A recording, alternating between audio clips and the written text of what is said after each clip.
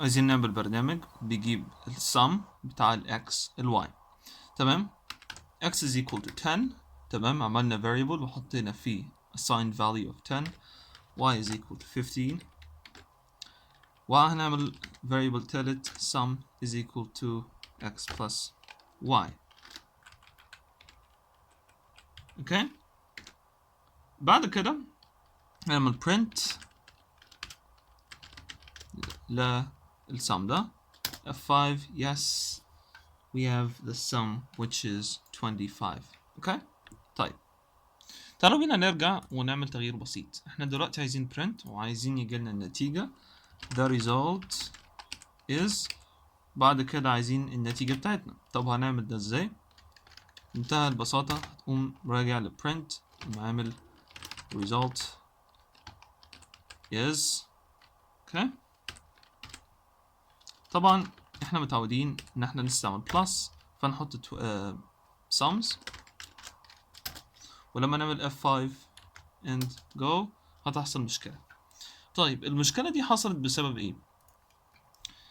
مشكلة حصلت لان احنا عندنا two types of data types مهمين جدا لازم نعرفهم.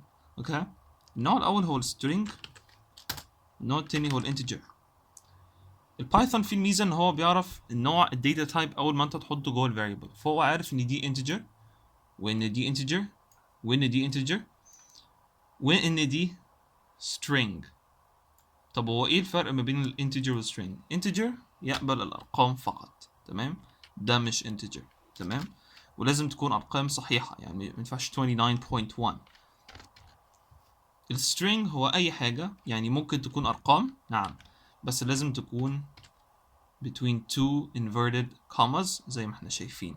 ده string وده integer. يعني انا ممكن يكون عندي مثلا رقم يكون string ايوه. لو انا عندي ده string اي صحيح ان هو integer جوه، ولكن ده يعتبر string. تمام. ولازم احوله لو هتعامل معاه، لان السترينجز لا يمكن التعامل معاها او لا يمكن التعامل مع القيمة الرقمية اللي جواها. يعني انا عندي مثلا 29. اوكي.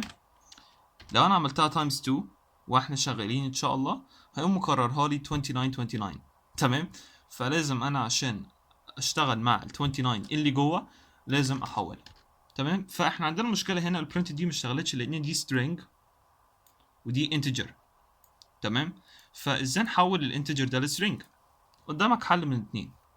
اما تروح في البرنت وتقوم كاتب str، نقوم محولين sums من integer الى string. فتعالوا بينا نجرب كده النتيجه تكون عامله ازاي. ما حصلش مشكله، وبالفعل تم تغيير السترينج للسامز. بس خد بالك لما هي اتغيرت في البرنت بس، واحنا مكملين البرنامج لو عايزين نشوف سامز ما زالت هي integer. طب ازاي؟ مش هي strings بقت string هنا؟ ايوه هي بقت string في البرنت فانكشن بس، ولكن بعد كده رجعت لطبيعتها. طب تعالوا نتاكد من ده في فانكشن تايب. تمام. بنكتب فيها الفاريبل اللي عايزين نتأكد منه نوعه ايه. هنعمل print للفانكشن عشان نشوف احنا عندنا string ولا عندنا integer. فتعالوا بينا نجرب.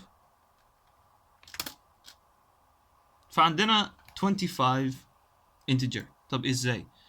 لان دي اسمها turn away، دي اول ما بتشتغل على طول بتحولها لstring.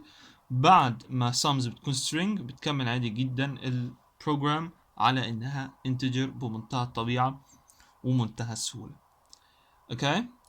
طيب ان شاء الله في الفيديو التاني او القادم هنتكلم عن ازاي احنا نقدر نحط string مع integer بس بطريقة تانية، وهي طريقة الكوماز.